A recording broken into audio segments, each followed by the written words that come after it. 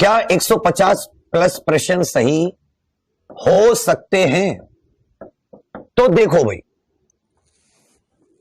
अब बहुत सारे बच्चों के 153 भी है और एक ग्रुप है एक टीचर साहब का, उनके ग्रुप में मतलब जो जानकारी है वो ये है कम से कम 150 बच्चों के 150 प्लस नंबर है, कम से कम 150 बच्चों के। तो मैं तो आप लोगों के सामने आप लोगों से यही पूछना चाह रहा हूं कि जो मतलब जब सारे लोग इकट्ठे हो गए आप लोग, तो आप लोग ये बताइए कि आपने पेपर दिया, तैयारी आपने भी की, हमने भी तैयारी कराई, आंसर की हम भी देख रहे हैं।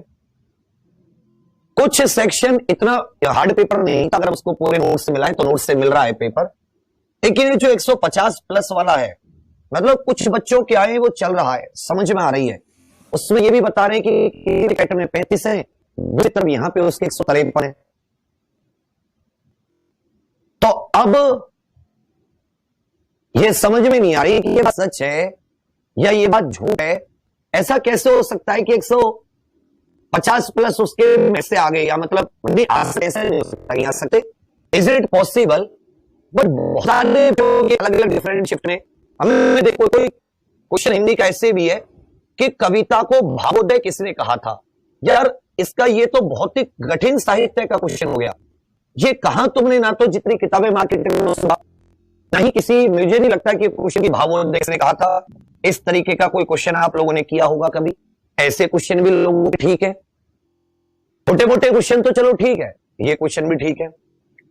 तो अभी बहुत से लोग इस बात पर मतलब ये ग्रुप्स में चल रही चर्चा, याचिका वाली बात।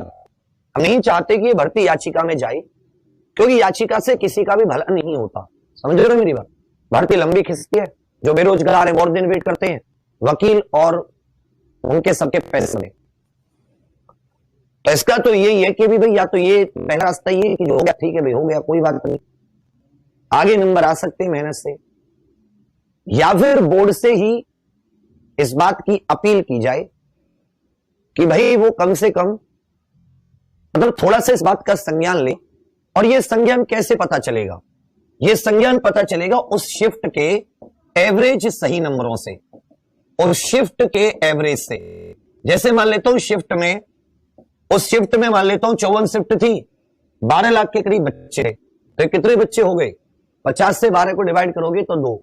मैं मान के चलो, मान लो कि भाई आपके 20,000 बच्चों ने उस शिफ्ट में पेपर दिया हो, या मान लेता हूं 10,000 बच्चों ने पूरे उत्तर प्रदेश में पेपर दिया। अब 10,000 में से कितने बच्चे हैं?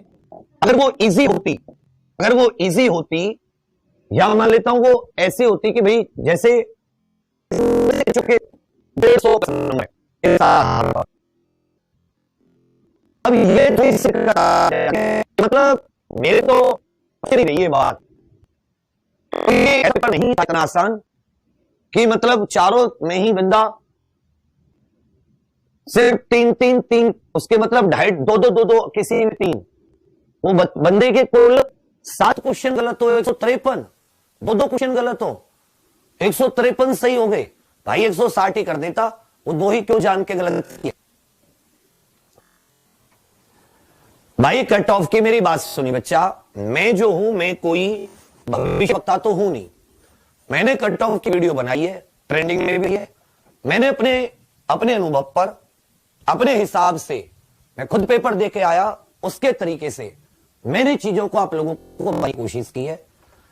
इसमें जो होता क्या है, उसमें यह होता है कि अब आपका एक और जो भी आप वो डालोगे, जो भी आप ऑब्जेक्शन डालोगे 16 तारीख तक, तो ऑब्जेक्शन के बाद में एक और आंसर की आएगी, एक और आपकी आंसर की आएगी, और फिर अगर ये आंसर की आ गई और इस पर कोई ऑब्जेक्शन नहीं हुआ, तो आपका जो रिजल्ट आएगा डीवी के लिए, डीवी और दौड़ के लिए, वो क्या आएगा कि you are qualified for DV, you are qualified for DV, और एक आएगा यू आर नॉट क्वालिफाइड। पिछली बार रिजल्ट तभी नहीं आता है, यहां पर डीवी के लिए या तो बताएंगे क्वालिफाइड हो या बताएंगे तुम क्वालिफाइड नहीं हो। इसमें जो आपका बाद में ये जो